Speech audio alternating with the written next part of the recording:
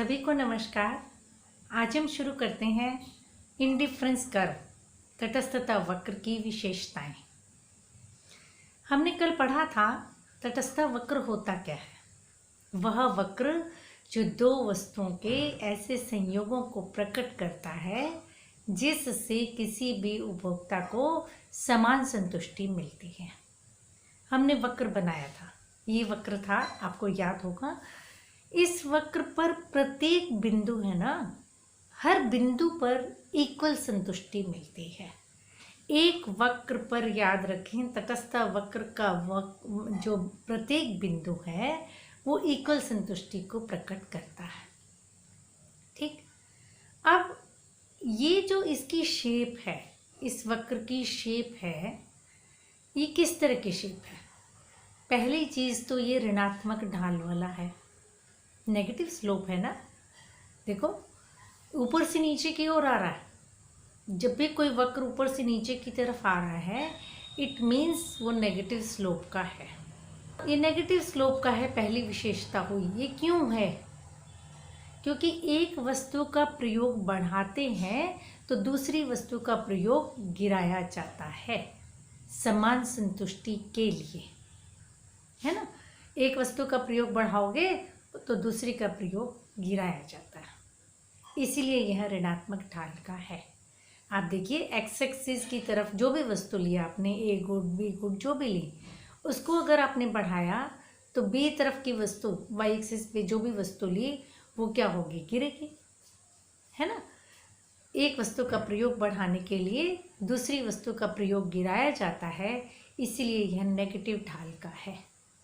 दूसरा पॉइंट, जो तटस्थ वक्र है, देखिए इसकी जो शेप है ना वो कॉन्वेक्स टू ओरिजिन है। कॉन्वेक्स टू ओरिजिन का मतलब है मूल बिंदु से उन्नतोदर है। ठीक है, इसको बोलते हैं मूल बिंदु से उन्नतोदर। उत्तल ढाल का, इसको उत्तल भी बोलते हैं। आपने बचपन में कॉन्वेक्स लेंस, कॉन्केव लेंस पढ़ा होगा, वही कॉन्वेक्स अक्षर है ये। उन्नतोदर है, उत्तल ढाल का है। इसका मतलब क्या है कि ये स्ट्रेट लाइन है ना, देखो ना, ये ऊपर की ओर से जा रहा है। ये वक्र जो है इस शेप का है, गोलाई भी आएगी तो ये कॉन्वेक्स की तरह से आएगी। ऐसा क्यों है? याद कीजिए, हमने पहले दिन कहा था MRS गिरती चली जाती है।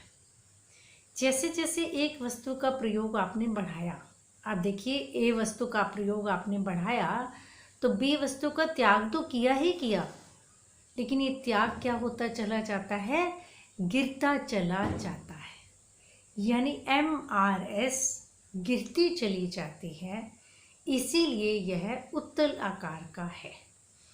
हर एक इकाई के लिए ए वस्तु की हर एक इकाई बढ़ानी है ना, तो बी का जो आप त्याग कर रहे हो वो गिरता चला जाता है। तो ये किस आकार का है? उत्तल आकार का है, क्योंकि MRS marginal rate of substitution गिरता चला जाता है, इसलिए यह उत्तल आकार का है।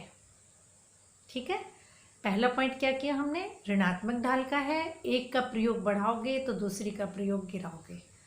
दूसरा पॉइंट हमने किया ये उत्तल आकार का है, क्योंकि एक वस्तु का प्रयोग बढ़ाते हैं तो दूसरी का त्याग तो होता ही है, वो त्याग गिरता चला जाता है, MRS गिरती चली जाती है। थर्ड पॉइंट आता है, जो तटस्थ वक्र है दाईं ओर का, यानी ऊपर वाला, अगर हम तटस्थ वक्र एक और बना दें, इसी के ऊपर बना दें, देखिए ये IC वक्र है, इसके ऊपर एक वक्र और बना दें, ऊपर वाला वक्र ज्यादा संतुष्टि को प्रकट करता है, या दाईं ओर का वक्र ज्यादा संतुष्टि को प्रकट करता है। क्यों?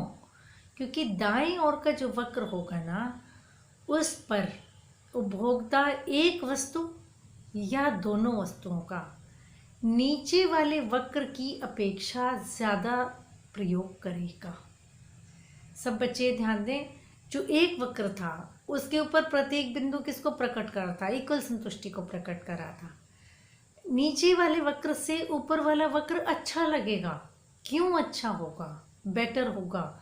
क्योंकि वो आपको ज़्यादा संतुष्टि देता है, वहाँ पर आप ज़्यादा वस्तु का प्रयोग करते हैं, चाहे तो ऊपर वाले वक्र पर x वस्तु का ज़्यादा प्रयोग करते हैं, चाहे y वस्तु का प्रयोग ज़्यादा करते हैं। संतरे सेब जो भी आप उदाहरण लेना चाहें ले सकते हैं। तो ऊपर वाले वक्र पर उपभोक्ता a वस्तु, देखिए पहले चित्र में हमने बनाया, a वस्तु का ज़्यादा प्रयोग करता है, b का उतना ही प्रयोग करता है। और नेक्स्ट वक्र में देखिए उपभोक्ता a वस्तु का ऊपर वाले वक्र पर उतना ही प्रयोग करता है, b का ज़्यादा प्रयोग करता है। और तीसरे चित्र में देखिए ऊपर वाले वक्र पर उपभोक्ता a और b दोनों वस्तुओं का ज़्यादा प्रयोग करता है। यानी ऊपर वाले वक्र पर उपभोक्ता एक वस्तु या दोनों वस्तुओं का ज़्यादा प्रयोग करता है, ज़्यादा मिलती हैं उसको, इसीलिए वह ज़्यादा संतुष्टि को प्रकट करता है। अब सोचिए, मान लीजिए मैंने 100 बना दिए आईसी वक्र, कितने भी बना सकते हैं ना, तो सबसे ज़्यादा आप किस पर पहुंचना चाहेंगे? मनुष्य की प्रवृत्ति है ना कि वो ज़्यादा वस्तुएं लेना चाहता है ना, तो वो सबसे ऊपर वाले 100वें वक्र पर पहुंचना चाहेंगे। तो कहने का मतलब ये है कि ऊपर वाला वक्र हमें ज़्यादा सेटिस्फेक्शन देता है, उसे हम पाना चाहते हैं, इसीलिए उस वक्र पर उपभोक्ता पहुंचना चाहता है। ठीक है, नेक्स्ट आता है, दो तटस्थ वक्र ना कभी भी एक दूसरे को नहीं काट सकते। ठीक है, मान लीजिए दो वक्र काट गए, सोचिए दो वक्र काट गए, IC1 IC2 नाम दे दिया आपने।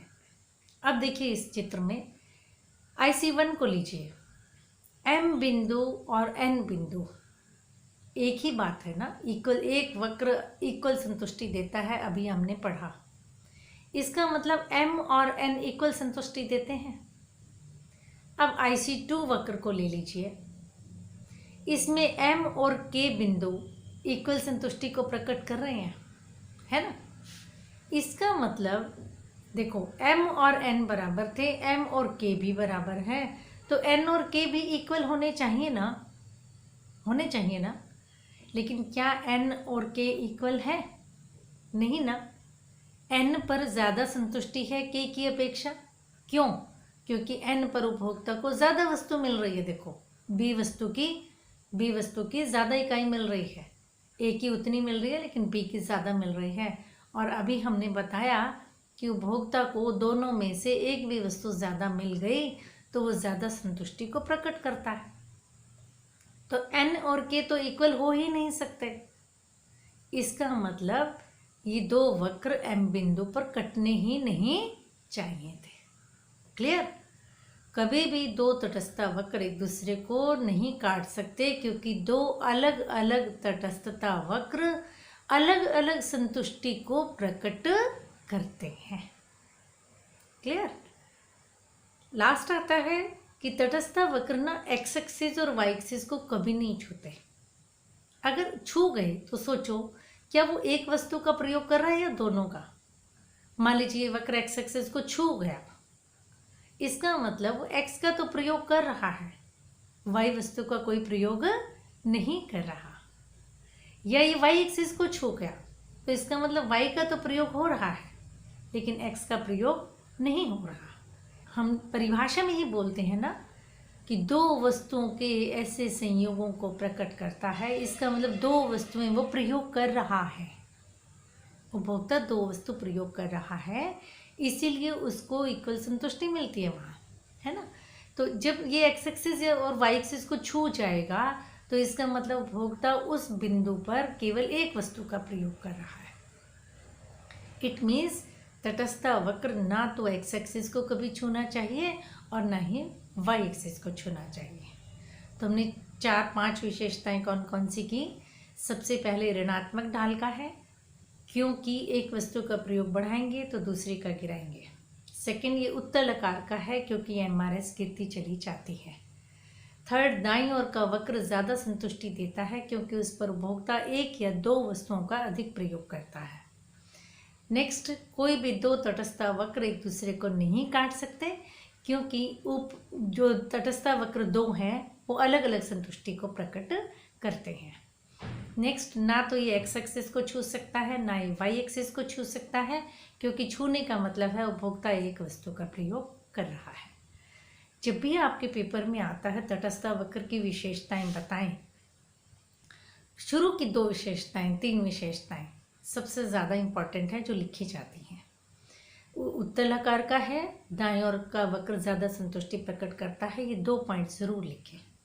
ठीक है, इन्हीं का यूज़ करते हैं हम आगे की जो भी हम उपभोक्ता संतुलन देखते हैं तो ये कॉन्वेक्स टू ओरिजिन को यूज़ करेंगे हम। दूसरा हम यूज़ करेंगे दाएं ओर का वक्र ज़्यादा संतुष्टि देता है। तो जब भी आपका क्वेश्चन 6 नंबर का आए, 4 नंबर का आए और कहा जाए 2 विशेषताएं लिखें तो ये 2 विशेषताएं लिखेंगे। और अगर ये कहा जाए कि विशेषताएं लिखें, ये नहीं कहा कितनी लिखें, तो आप सारी लिख दीजिएगा। ठीक है, ये डिपेंड करता है क्वेश्चन कैसा आया है। तो उम्मीद करती हूँ ये समझ आया तटस्थ वक्र की विशेषताएं क्या क्या हैं।